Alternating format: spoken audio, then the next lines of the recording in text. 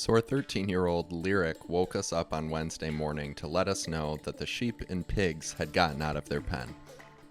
Not what you want to hear at 7 a.m. Do you need me over there? One sheep had made its way to our backyard, and Edward the pig was just chilling in the sheep pen, eating some grass. Good morning. We didn't have a chance to get much footage until we had already corralled them back into their pens, but essentially a branch had fallen on the fence, shorted it out so that it didn't have an electrical signal. Yeah, that's not working. His butt's right on it. How is this happening? Maybe it was because it was early in the morning, or maybe I'm just not all that bright, but it took some serious process of elimination to figure out what had happened.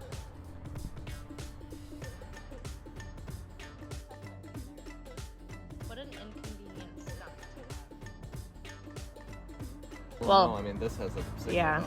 Though. Oh, but that wouldn't make any difference. Edward just got right under there.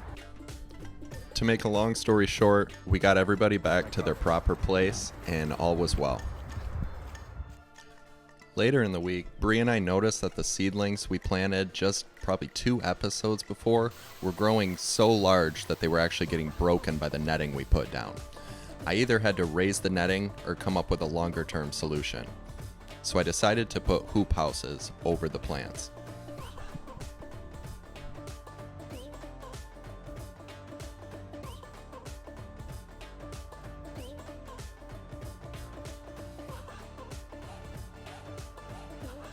Staple remover, staple remover. Can't find the staple remover.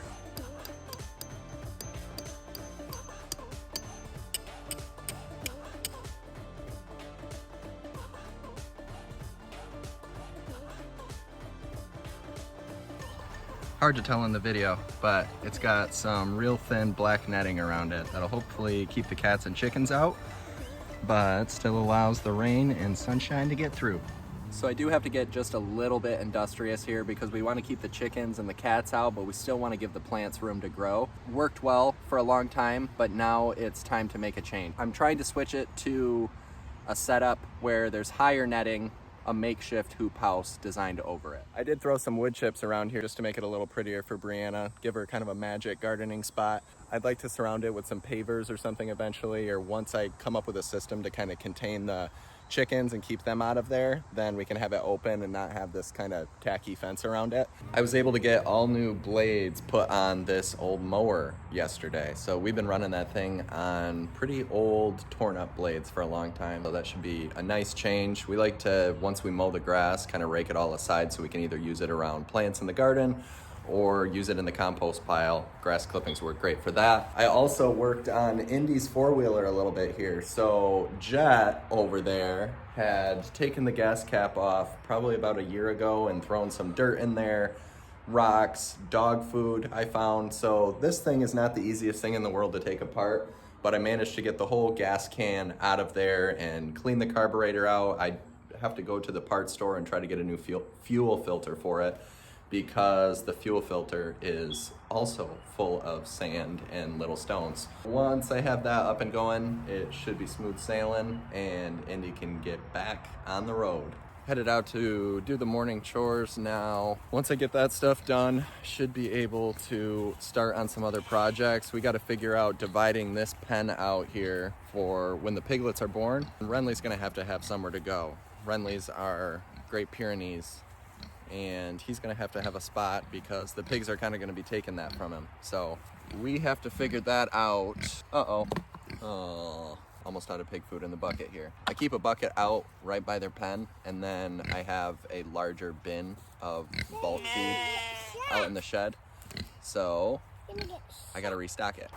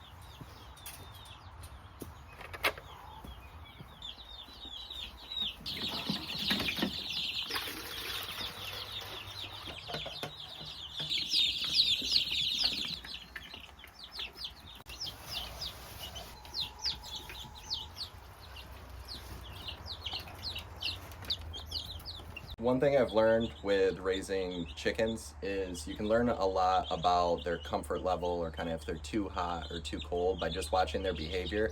So right now, they're all hovered under the heat lamp. They got themselves all wet jumping in their water dish, so they're obviously a little cold. It's not cold outside by any means, but because they, at this point in their life, kind of need to be at the 80 to 90 degree range, they're hovering under the heat lamp. So ideally, you'll see them scattered out amongst the brooder here. And if they're all scattered out and they're not hovering in one area, then that's a pretty good comfort level for them. They're not too hot, they're not too cold, they're comfortable roaming around. If they're all huddled as far away from the heat lamp as they can get, then it's probably a sign that the temperature is too high in there. And if they're all hovering underneath it, then obviously they're trying to get warm. Good boy. Putting Renly out in the yard. Over here.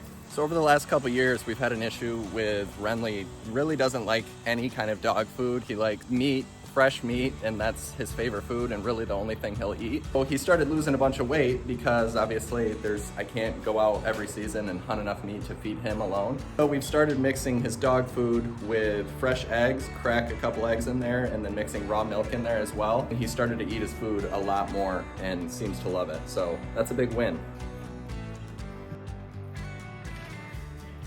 Breakfast for a special boy.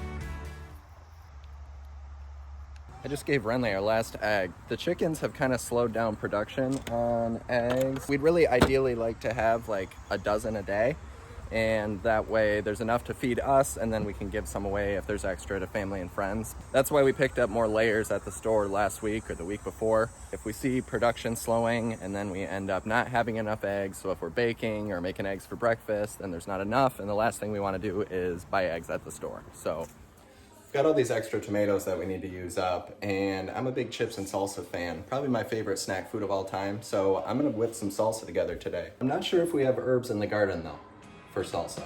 I might have to use regular jarred herbs for that. Did we plant cilantro? If we didn't plant cilantro, we did something wrong.